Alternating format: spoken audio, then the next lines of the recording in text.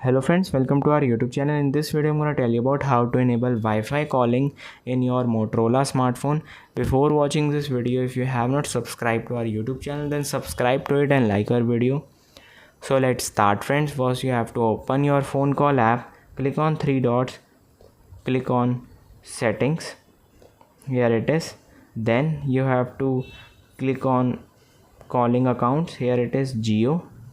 You have to click on Wi-Fi calling, and if it is disabled you have to enable it, and you can give your calling preference like call over Wi-Fi. If Wi-Fi is unavailable, use mobile network, or you can give the second preference call over mobile network. If mobile network is unavailable, use Wi-Fi. I hope you like this video. If you like this video, then subscribe to our YouTube channel for more helpful tips and tricks videos. See you next time.